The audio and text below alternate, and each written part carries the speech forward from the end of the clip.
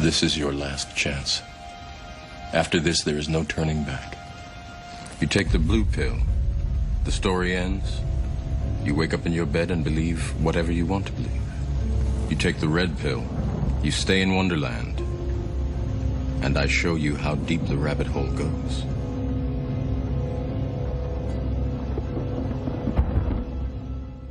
What if I told you that there was one mixing skill that if you learnt it, you mastered it, it would make you a much better engineer? It would help you be more decisive, make quicker, more informed decisions. It would help you be more productive, more focused, mix for longer. Would you want to learn that skill and master it? Today we're talking about the humble A/B test. It's not sexy, it's not flashy, can't just put it on your mix bus and get instant vibe. It's not going to impress your girlfriend or your parents. It takes a lot of discipline, but if you stick with it, it will help you accumulate a lot of knowledge, enable your ability to work things out, and the best part is it costs you nothing apart from time initially in learning how to do it. But once you nail that fundamental skill and you integrate that into your workflow, you become a lot more efficient at it. So in this tutorial, what we're going to cover is what A/B testing is, obviously, what to A/B test, how to A/B test, some strategies that you can employ, why it's important, and then we'll go into some practical examples. A/B testing is when you determine that there's something you want to test. Driven by a curious nature, you want to find the answer to a specific question, and that could be anything. And so what you do is you take option A and you pit it against option B. The way I like to look at it is that option A is like you believe that to be the most ideal, but you're going to challenge it with option B. You test one specific aspect at a time between option A and option B, and that can be as simple as changing your focus on what you're listening for. A variation on the A/B test is to pit A against B still, but what we're looking for are points of agreement and points of disagreement. We're looking for correlation between two different sets of data. So why would we want to A/B test? You can really drill down to a definitive answer to any questions that you have. And in most cases with mixing, we want to know with absolute certainty that we're moving forward and not backwards. And A/B testing can help enormously in that regard. So here are some examples of the types of A/B tests that you can conduct. Plugin versus bypassed plugin. Plugin setting 1 versus plugin setting 2. We're comparing two different sets of settings on the same plugin. And that could be something as simple as driven input, lower output versus lower input and boosted output. So another one is plugin A versus plugin B. Do we want the SSL or do we want the API 2500 on our mix bus? Next, I've got plugin sequence A versus plugin sequence B. Do we want EQ before or after compression? Do we want delay feeding reverb or do we want reverb feeding the delay? Now here's one that you may not have thought of. When you comp a vocal, comp meaning composite, you have a vocal and you have multiple takes of that vocal. What I generally like to do is an A/B test, but it's not so much an A/B test, it's an A, B, C, D, E, F, or however many takes you've got. Could be 26. Yes, I've been there. And how I survive in that type of scenario is that I pick what I consider to be overall the best take, okay, and then I'm pitting every single other take against that one. That's something that I would still put in kind of the category of an A/B test, even though it's got more options. Current mix versus previous mix. When I'm mixing, I like to print multiple versions as I get to certain stages in the mixing process. Fairly early on, I'll get to a point where I feel like I'm winning. I print. By printing, I mean you record that into Pro Tools or whatever your DAW is. You do a save as, same name as whatever you named that mix, and then you save as a different name and you continue on mixing. And when you get to a certain point where you feel like, hey, this sounds really good, you go back and you compare to what you had in that previous mix. I cannot tell you how many times that has saved my butt. It's a great way of keeping that perspective. And in fact, I made years back a video on how I set that up. Similar to that, current mix versus reference track. Okay, so pull a reference track in and identify which aspects of that you want to compare with your current mix. There's plugins that do this. There's one called Metric AB. I don't have that. I will pull in the reference track and I'll pull it out of a different set of outputs. And as I'm mixing, I can flick back and forth between the reference track and just kind of see where it's at. So another A/B test you can perform is if you're a mastering engineer, you're going to do a mastered mix versus the original mix. Any good mastering engineer should be doing this, and I'll explain how they should be doing this in the next section. Next is, and I'm just using this as an example, but verse 1 balance versus verse 2 balance, or it could be chorus 1 versus chorus 2 balance. Sometimes you get a great balance in a song section. For some reason, it doesn't feel the same when that section comes around again. Being able to flick between those two sections is really important in figuring out what is it specifically that is missing from that. Typically it's the second verse because there's a change in instruments. And so you might have spent some time getting verse 1 to sound good, and then maybe something drops out or something's introduced. So what I like to do is I set up markers in Pro Tools, and then that way I can very quickly flick between different sections and I can diagnose why that sounds better. There's lots of little variations on the A/B test, ones that you probably have been doing for years that you never really considered as being A/B tests. Now this is like the ultimate for me. Mixing approach A versus mixing approach B. So I've done this with brow rising in the box versus mixing direct to the mix bus. I've spent the time mixing in the usual way. I've printed the mix and then I've gone back, routed everything and shored up all the balances so that they sound very similar to what I had going on in the direct to mix bus mix, but this time doing it with the brow rising technique, and done a direct comparison, or as much as you can, a direct comparison between those two to figure out what is the best way forward. It's been a real eye-opener, I must say. I've also done this with subtractive EQ only versus additive EQ only across the whole mix. In fact, I think I did a challenge link up there. This is like a really broad way of doing an A/B test. In the intro, when I had said that there was a variation on the test, what I was actually referring to was when you've got two sets of monitors. So I've got two sets of monitors, I can flick between the two, and I'm listening for what they agree on and what they disagree on. I've made an entire video on mixed translation, which is going to appear up there. But basically, you're figuring out what points those monitors agree on and what they disagree on. And typically speaking, if I can narrow down the options to what they agree on, like they agree, for example, that there's an issue at 2K, that it's too much, I can notch that out, or whatever it is that I need to do, go back and fix that instrument, and that will generally fix that issue for both sets of monitors. So what do you test in an A/B test? Anything, but personally, I like to focus on specifics. So overall balance, coloration, movement, clarity, focus, width, height, energy, whatever it is that you want to do the test on, go in with an intended goal and test the specific aspects that could help with tipping the balance one way or another so that you get a definitive answer. So how do we A/B test? For the majority of cases where you're trying to gain the most objective answer you possibly can, you must level match. Level matching is easy to do. You just listen between A and B, and if you perceive a drop or a jump in level, then adjust either A or B to match the other. This is particularly important during the mastering process. Test quickly and in short samples. Pick shorter passages to do the A/B test because our ears adjust quickly to changes. They acclimate to what they're listening to, and it's easy to forget what we've just heard if we make the sample size too long. Somewhat related to this is to isolate specific qualities. So in super subtle examples, try to focus only on one aspect to compare at a time.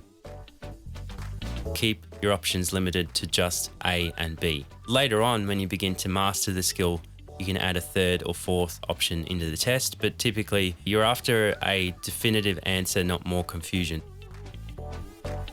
The next point is to remove all personal bias, or at least be aware of what those biases are and what preconceptions you have about a particular part of that test. So I think it's okay to know what it is that you're testing, but in an ideal world, a blind A/B test can give you a completely unbiased result. There are plugins out there that do this. I know Pro Tools ships with Nugent A/B Assist, so there's one example there. And last of all, if the test is inconclusive, then I would replace A or B in the test with something else and move on, because there's no technically right answer in the end unless you're seeking a specific technical outcome. And one strategy that you can use in this particular case is to listen in context. I always try and listen in context to make the final decision. All right, so let's do an example on this vocal of how you can do A/B testing, and we're going to do a level match.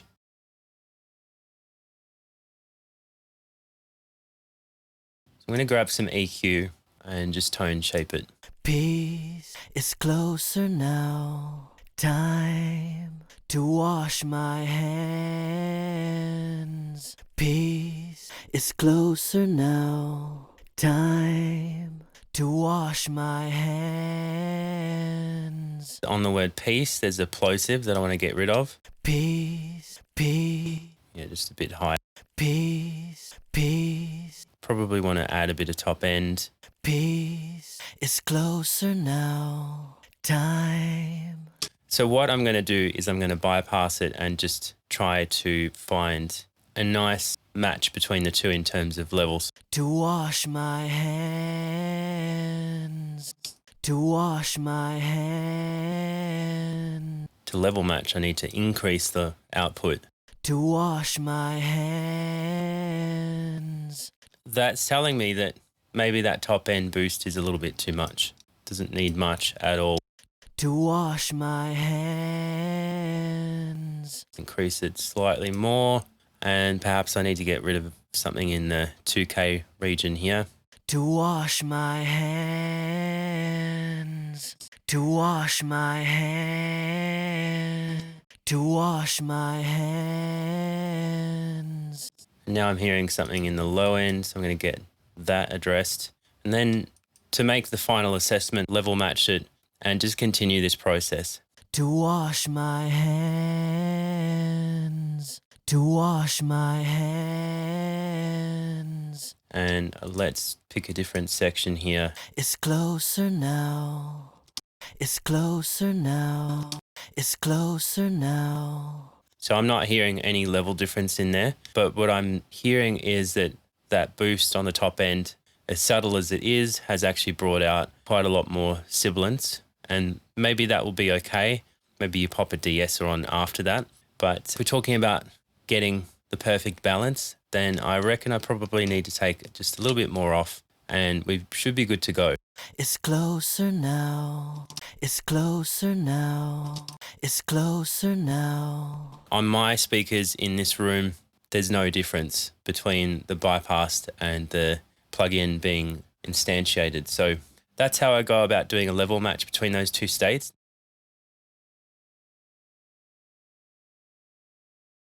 Maybe I would possibly end up boosting a lot more on that top end than I otherwise would.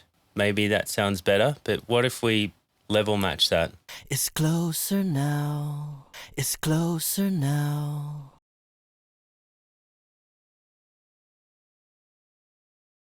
So which is better, this decision or this decision? To wash my hand. To wash my hand. In this particular example, I actually kind of gravitate more towards the boost, but you don't really know for sure whether that's the way to go without level matching. And that's why it's important to do the level match when you do an A/B test.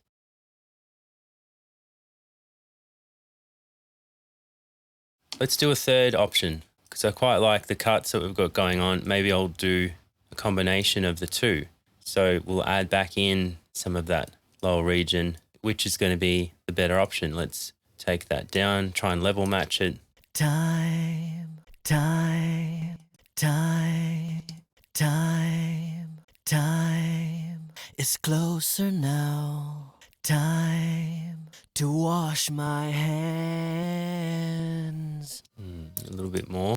It's closer now. Time to wash my hands.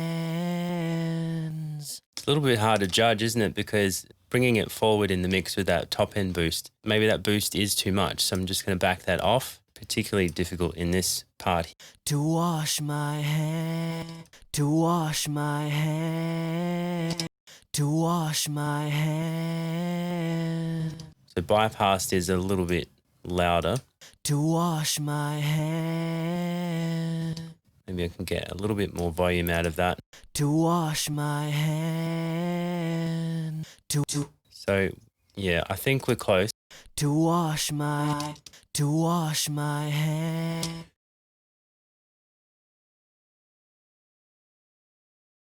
This second option here was the better of the two. So we could probably get rid of that one there. And now we'll do another A/B test. To wash my hands. To wash my hands. So I think probably this is the better option moving forward. So a combination of some subtractive and some boosting. What about in context? It's closer now. Time to wash my hands. So we've just gone through a bunch of A/B tests to try and get to a result that feels the best out of those three options that we came up with on the spot. And we've arrived at this combination here.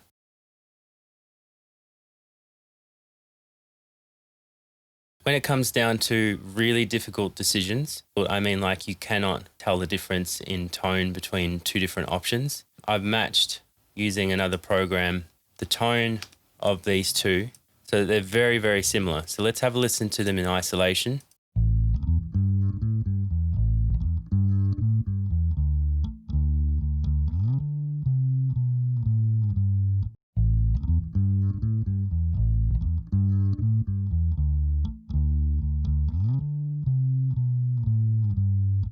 Now I could have done this on the same channel. The reason why I've split it is so that I can also have a go at listening to it hard panned left and right. And what you can do in this particular case when they're very similar is you can focus in on the left and the right channel. Let's just do that now and then I'll explain.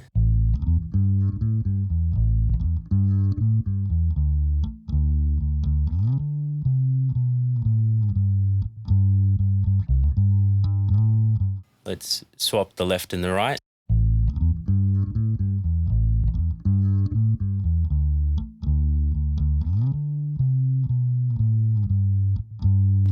I'm actually gravitating more towards the right-hand side. And that could be just the way my ears hear things. It's always good to swap the left and the right channels just to remove the bias and see which one floats your boat. So in context, It's closer now. Time it's closer now. I still feel like this is the better option. It feels like it sits in the track a bit better than the SSL. Upon analysis, these are pretty much identical in terms of the tone, but this maybe has some extra harmonic content that the other one didn't.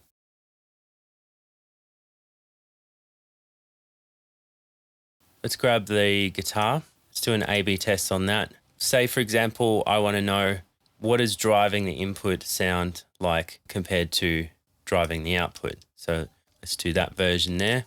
Let's do this version here. Put a bit of drive on that. So this is the input a bit lower.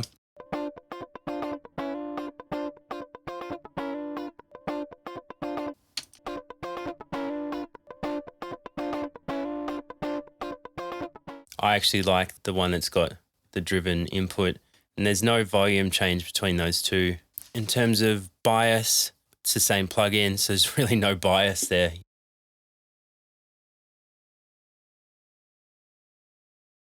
Let's have a look at EQing that.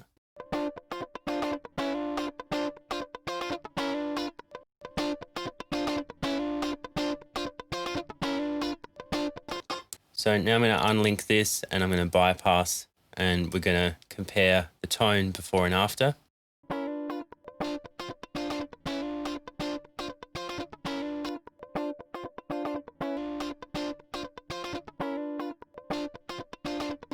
Quite difficult to judge because that mid-range that we've now brought out with the 4.8K, I think it is, we're sensitive to it. So it's a little bit difficult to get an exact level match there.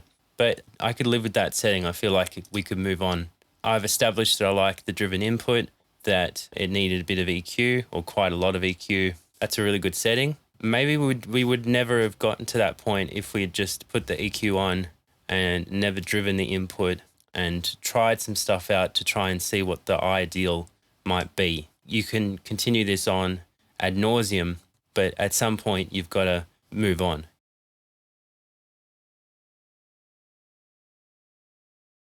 All right, what about the mix bus? On my mix bus, I can put an SSL, or I could pick one, really, pick your color. Maybe the tape machine. In order to set up this test, I'm going to level match this first against the original mix. Okay, what about the tape? Okay.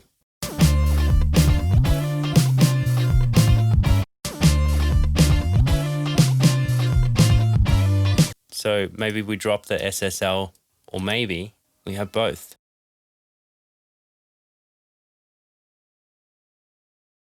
What does the SSL after the J37 sound like?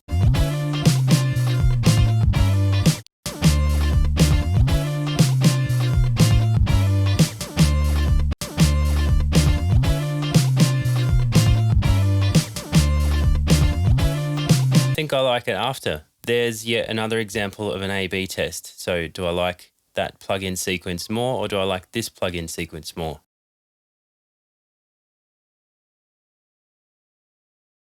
This is actually my preparation for another mix rescue. So yet another example is to see how we're faring against the mixed version of the song that was submitted for this particular mix rescue. It's closer now. Time to wash my hair. I've dropped the output of that reference, so maybe I need to just increase this a little bit more. It's closer now. Time to wash my Obviously, you can bring in any reference track that you like, and the important thing is that you balance the output, and the idea is that you listen to one specific aspect of that. So whether that be the low end versus your low end, or the top end versus your top end, you can take it as far as you like to answer any burning question you have about any aspect of the mixing process, from individual settings on an EQ to entire mixing approaches. It's totally limitless, and it has to be driven by your curiosity. So hopefully that gives you a lot of examples of how you can drill down on a particular specific problem that you're having, or looking for a specific sound, and find a definitive answer. And you probably didn't realize up until now that you were doing A/B testing. If you've ever comped a vocal, if you've ever bypassed a plugin, hopefully now you understand the importance of level matching, testing quickly on short samples, isolating particular qualities, especially in super subtle examples, conducting one test at a time only, removing all personal bias, And if the test is inconclusive, not being afraid to experiment and swapping out a different B option in the test. I cannot stress enough that you practice this. It's something that you have to work on, takes discipline, and you have to think about it every time you do it. But once you get past a certain point, it will become second nature. Anywhere in your mixing or even your recording, in your mastering, whatever it is that you're doing, focus on things that you can A/B test, and I promise you will improve greatly. Thank you for watching, and I'll see you again soon. Happy mixing. I hope you enjoyed that. If you did, hit like, share, subscribe, remembering to ring that notification bell so that you don't miss a future upload.